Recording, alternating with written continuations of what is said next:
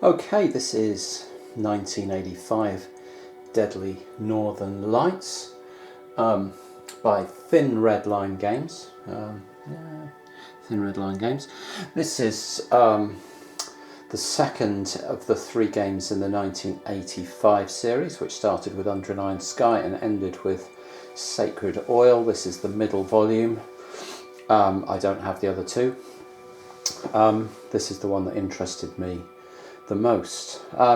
So this is a 1985 Cold War Goes Hot hypothetical game, and this one covers Russian-Soviet Union aggression in the Scandinavian area. So I'll move the box to one side because I've got the first scenario just starting to get underway here. This is scenario 1, the Gates of Fire. So as you can see, I've got maps laid out here, rules, scenario books, some charts and tables and all kinds of displays across the table. So let's just have a little bit talk about that. This is the operational map. Obviously it's an operational game, 14 kilometers per hex, 2-day turns. Counters tend to represent brigades and divisions, although we have a fair number of battalions on the board as well. We have, like I say, 14 kilometer hexes, but if I zoom in a little bit, you'll see, probably easiest to see on the C here, we can see what are called mega hexes, the sort of large collections of hexes with a white border there. And mega hexes are used for moving naval and air units, so for calculating ranges for that. And then also we can see codes on the map edges here. So you can see an N1 if I zoom in there. And if I come up here, that relates to a zone on this line of communications map, which we can use to move strategically. So we can switch scale and move from a strategic scale into an operational scale and back again. And you can see N1 is up there. So if we were in this N1 box on the line of communication map, we would then appear there or there or there, wherever we chose to, in an N1 box on the operational map, and so on. So we can switch between this map and this one, and you can see we've got some Russian forces here in a box which I believe is called MR1 there, and one called KR1 there. These are some of these are reinforcements that have just arrived this turn. And then over here we've got, on the other side of the operational map, we've got a load of base charts. These are these could be air bases or naval bases, but bases of some description over here. So we've got NATO bases on these two displays, and then Warsaw Pact bases down here. So you can see, for example, we've got the port of Plymouth, and Plymouth has the code UK2, so we could move from this base back onto the lines of communication map into the UK2 box, into the UK1 box, Norwegian C, N1, and come onto this map here. Alternatively, you can also see we can get to the N1 zone for a move of 16. You can see it just says that directly there. So 16 movement points gets us straight to N1 from this base. Likewise from here you can see Rosyth, which is in the UK1 zone, and we can get to N1 for 6, and so on. So yeah, you can move from bases either directly onto this map or onto the line of communication map, and then to different places on there, and so on. You can also do the same with aircraft. So yeah, there's a lot of interplay between these displays. You've got the base display, line of communication, and this map here, and it's all pretty important. So what we've got going on here is a 5-turn game, and it's being played on that map there in shot, which is map E. That's the map that's in play in terms of operations, but I've got the adjoining map set up down here. for a couple of reasons. Firstly, well, mainly because it gives context to the operation, because it shows you where these N1 boxes are, and so it gives you more of an idea of how this fits with this, because otherwise you can feel a bit like the line of communication map and this map D right at the top edge of Scandinavia by the Barents Sea are pretty detached from each other. And also it helps with things like air bases. So for example, the Norwegians have got a couple of squadrons of F-16s here, and they start in an airbase called Bodo, and without this map E set up, you aren't to know that Bodo is just here on the coast, and therefore 1-2 megahexes from the action. You wouldn't know that because there's nothing on the Bodo airfield to tell you that. So it just helps having more of the map set up than you need to give you some of the pieces of the puzzle that you need to play. But that all said, we're on this map D. We have basically a Soviet aggression in this area, and a 5-turn game in which we are trying to amass victory points. What are we getting victory points for? One asks. That's a very sensible question. So we are getting lots of victory points for destroying enemy naval units. Carriers are worth 4 VPs. Frigates, destroyers and cruisers, light cruisers, are worth 2 victory points, and other naval units, which would mainly be transports and subs, are worth 1 victory point. So there's lots of VPs there because both sides have sizable naval forces. So we have victory points for that, and we also have victory points for land forces, but I think it's quite specific. You have to be destroying battalions of, I think, Marines, air, mobile, special forces, paras, yeah, stuff like that. So mech battalions, I don't think count for victory points, but let's have a look. It's Marines, airborne, air mobile, or special forces battalions earn you victory points. So that's good. And then we have some geographical objectives, and I've put some coloured cubes on the map to mark those so it's easier to see. So the Russian, Soviet, Warsaw Pact are defending an airbase here worth 4 VPs and 2 urban hexes here and here. You can see them under there, little towns, urban hexes, which are worth 2 VPs. And then on this side we've got an airfield here worth 4, a urban hex worth 2, another airfield down here worth 4, another airfield here worth 4, and then the main geographical goal in the scenario, this port naval base of Tromsø, and the naval base is worth 10, the urban hex is worth 2, 12 victory points for this gold location here. So obviously that's a key point for both sides in terms of victory points, and it's also a key point in terms of supply, because there are significant logistic issues to contend with up here, which we'll probably get into as the game progresses. I'm not going to explain it all now. The protagonists in this battle, well, we have a significant Soviet submarine force which has already moved out into the Barents Sea up here. These 2 stacks are Soviet submarines.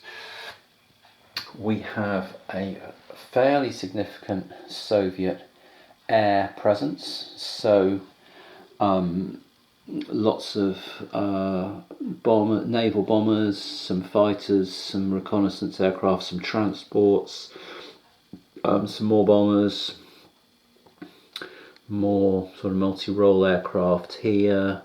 Yeah, but stack of pretty potent MiGs here, which I think we're too far away to get anywhere useful. Need rebasing somewhere if we can work out where they can be stationed. They've actually got more aircraft then they can really station close by the conflict zone. But yeah, significant air superiority, or air superiority, and then a moderate sized naval force, but most of their naval power is in the submarines. They have some transport capacity, but not that much, like cruiser, a few destroyers and frigates and stuff, but a lot of submarines. And they are up against a NATO force which is at the moment scattered Norwegian forces, and then a British task force that's going to be on its way. So the British have the Invincible aircraft carriers, some Sea Harriers and some Sea King aircraft on it. They've got an awful lot of guided missile destroyers and frigates, quite a lot of transports, and then small contingents of ground troops which are actually loaded on these transports at the moment, because you get to do some pre-turn one actions as both sides. So yeah, not much in the way of ground troops, and very little in the way of air. We've got some naval bombers, Buccaneer naval bombers here. We've got some C-130 transports there. God, not even sure what we're doing with those. And the Norwegians have got some F-16s, as we've said, but very little air power to counteract the Russians. And the Russians have actually already established air superiority in a couple of zones on the map. They've got some Su-27s and some Su-15 TMs with air superiority over Tromsø. In here you can see the air superiority marker, and also air superiority marker in this zone over this Norwegian garrison here out in the middle of absolutely nowhere. Not quite sure what he's doing there or how he gets supplied, but there he is. So that's our situation, and so I've done the pre-turn one moves. Then I've done air superiority, and both sides have also put down naval surveillance and sub-surveillance markers, and we have done Soviet reinforcements, and I'm about to do special forces raids and then the movement phase for the Russians. So yeah, we'll get into it in a bit more detail very soon. Okay, Diddley Northern Lights, Thin Red Line Games. So here in scenario 1, the Gates of Fire, I'm sort of thinking about opening Russian moves, and I wanted to talk a little bit about supply, because supply dictates pretty much everything you're going to try and do in the game, or can get done in some way, shape or form. So to try and pass the supply rules as simply as possible, basically, and I should point out that I'm using the standard supply rules, not the optional detailed supply rules. In fact, I'm not using any optional rules at all here apart from recon aircraft. So no nuclear weapons, no chemical weapons, no detailed supply rules. I'm sticking with the standard basic rule set apart from recon aircraft, and that's mainly because the setup included them all before I'd realised that they were optional rules, and so I've got them all set up, so might as well play with them. But in the standard rules, supply is drawn from places on this location map with a supply icon, and over here in the Warsaw Pact like this.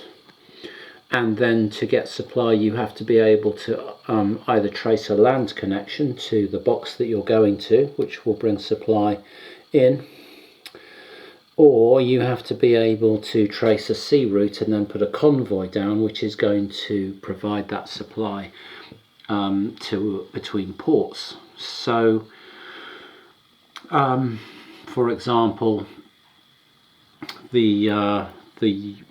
British forces have got some supply ships. They could establish a convoy route from UK1 to Norwegian Sea 1 to Norwegian Sea 2 to N1, and then put some supply markers down here, here, here, here, here, here, here, and into Tromsø. And then you take the length of that route, you multiply it by the number of convoy or supply points that particular convoy can carry in total, and the supply route gives you a multiplier, and that tells you how many supply you can get into the port per turn. And in the basic rules, if you can get 6 or more supply in per turn, then you're in full supply, and if it's between 3 and 6, it's limited supply. I think that's the rules, roughly like that.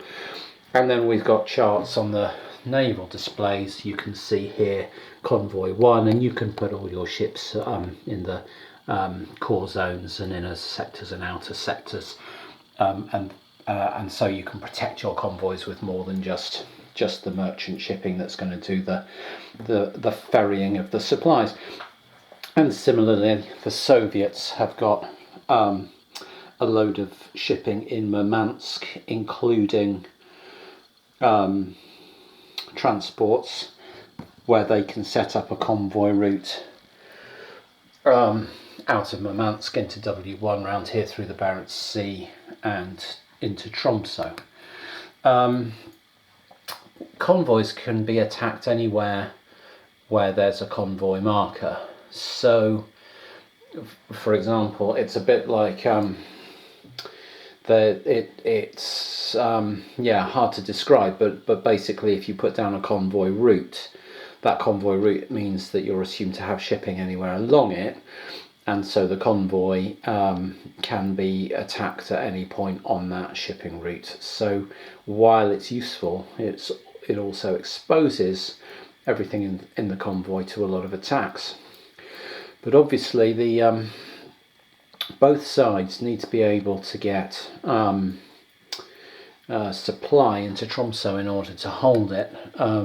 The British forces aren't going to be able to be in supply anywhere on this map.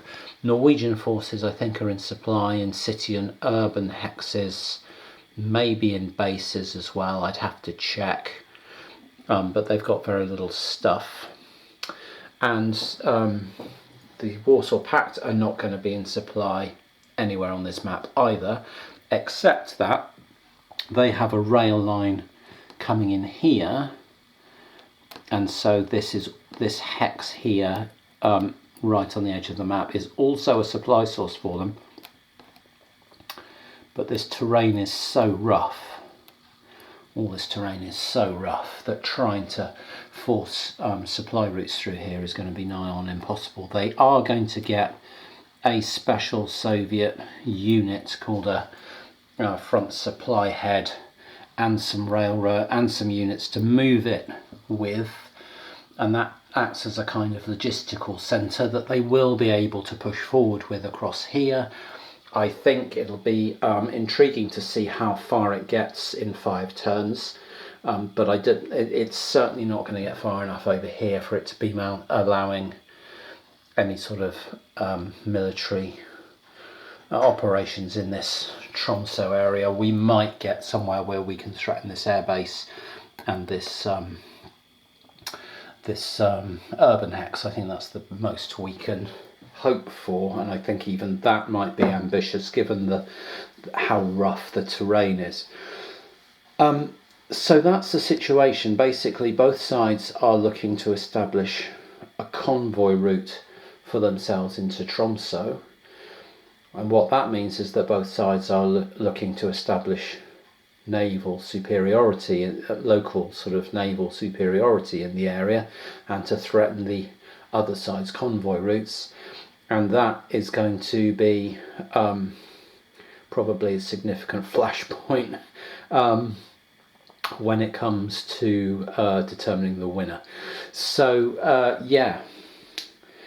with all that said, supply, while it's critical, these forces a lot of them are capable of surviving a turn or two with no supply. In other words, if you mount an airborne, you use airborne troops and you land them somewhere, they'll be considered in supply for the turn they attack, and then they'll use ammo and fuel, potentially fuel, in their following turn, so they won't be out of supply and completely helpless for a couple of turns. They'll survive some attacks, but their capabilities will degrade quite rapidly. But I'm looking at a Russian airborne attack into this hex here. I can't go direct into Tromsø because it's a naval base and these are considered garrisons. These have inherent garrisons, and so we can't airdrop straight into Tromsø. But we can go into here, and that also has this gun symbol, and that's a sort of naval battery that has a range of 1 hex, so it could attack into here or here. And similarly, there are naval batteries over here. And what that means is that were we to set up a convoy and then say it was tracing supply through here, the naval battery would get an attack on our convoy, even without anything else troubling us. So we want to knock out this naval battery so that we can get a convoy route set up into Tromsø, and then from there we can just march in, take the base, take Tromsø, and see where we're at. Set up a convoy if we can, and hope that we're good. So the initial Soviet plan is an air attack into here. We'll see what other air attacks we can do. Then it may be possible to drop troops in here as well, and seize that. It would be nice to get an air base, but there's flak in them, and yeah, I'm not sure whether we want to risk our transports to flak. And yeah, there's actually a small headquarters unit in there as well. We certainly couldn't go straight in because air bases are also considered garrison bases, so we couldn't go straight in. We'd have to go adjacent. I don't know the extent to which we want to be throwing troops around and just landing them out in the open, especially with actual supplied enemy forces nearby. These are Arctic forces as well, so they're probably capable in this area. So yeah, looking at those options at the moment, but right now my thoughts are fixed quite solidly on an airborne attack into this area here, from where we can threaten Tromsø, prevent any reinforcement of it, and by and large, and then take it from there. Over on this side, I think we're at the limits until our supply head comes in. I think this is pretty much the limit of our supply. We might think about attacking this unit, but then we might simply wheel out some air power and throw some air missions into ground striking it. Since we're adjacent to it, that means that we don't have to recon it with aircraft, so we could simply look at ground striking it. And we'll see what naval forces we want to put into play as well. We'll certainly think about getting our submarines moved round into position, and that's as far as I've got in terms of the Russian thinking. Okay, Deadly Northern Lights Turn 1, Soviet movement phase. I talked about a Soviet airdrop into this hex here, and that had always been my plan. And then I found out rather embarrassingly that this terrain, which is Arctic Rough 2, is too hazardous, too rough to airdrop into. And so we had to change tack and airdrop into this hex here, which is Arctic Rough 1, which is legal to airdrop into. The trouble with that was it was outside the air superiority zone we'd set up here with all our patrolling fighters. So how this works is that early on in the turn, both players get to put down markers where they want air superiority zones to be, and then in secret can allocate aircraft to those zones. And if they're not contested, as this one wasn't, then all those aircraft stay there and then can just run basically unlimited escort missions unless they're sort of aborted or shot down or whatever. So they act as automatic escorts for any missions, subsequent air missions we fly into this spot.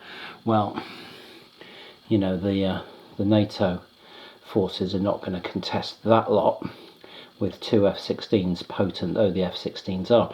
So we were thinking of airdropping in here, protected by all those aircraft. But as it is, we had to fly here, and suddenly we weren't protected by them. And so we had to rustle up some other aircraft to escort that airdrop mission in. Thankfully, we found some, and we found 4 fighter squadrons sufficiently potent to keep away the F-16s and an ECM aircraft to give us a bit of extra advantage should they try and intercept. They didn't try. We were able to airdrop into here, move into the Arctic Rough 2 here, and then assault into the Tromsø naval base. And with all the protection provided by our air superiority, the NATO forces were not able to contest this advance by giving air support to the garrison, and so Tromsø has fallen into Warsaw Pact hands. It does mean that we don't have any air power now to run missions outside our air superiority zones. It would be extremely dangerous to be running any helicopter missions or any other missions that aren't covered by either these fighters in the Tromsø area or these fighters over here in this zone. But that does still mean that we can have a look at this Norwegian brigade or battalion, and I think I'm going to try and find some bombers that might like having a ground strike attempt at that and see what happens. Well, unfortunately it turned out we didn't have any bombers within range. Our main bomber groups were in this airbase here, Kromovo, and that was 16 range from the target, and even our extended range bombers only had a range of 12, so that wasn't possible. And we had some more bombers down here again in Sveretsky or something, I can't quite read that, Seversky, but again 16 range, only had a range of, actually these only had a range of 6 miles away. So we've rebased them over here into Besovets, and we'll try and get some missions flown next turn. And I'm now looking around for things for the Russians to do. I don't think we want to ship our naval forces out quite yet, because we might have to work out how to protect some convoy going into Tromsø. Yeah, so I think we might sit tight and try and let our submarines do the work in terms of naval warfare for now, and use our surface fleet to protect our convoy. And so I'm going to look around, have a last pass around to see whether the Warsaw Pact have anything else to do. But I don't think they do. This is a big stack of naval bombers and recon, and there's no enemy naval forces around. They've got some transports, but we've got no escorts to fly anything anywhere, so it's not safe to do that. And yeah, nothing else much to do. So yeah, that looks like the Russian turn done, or the Russian movement phase done, and we will go now over to NATO, and they've got to deal with how they're allocating things through their shipping. Obviously it changes things that Tromsø has fallen, so there's no point setting up a convoy now at this point, because it's got nowhere to aim for as an end point. So we have to work out now how we're going to try and recapture Tromsø to try and get some supply into the area.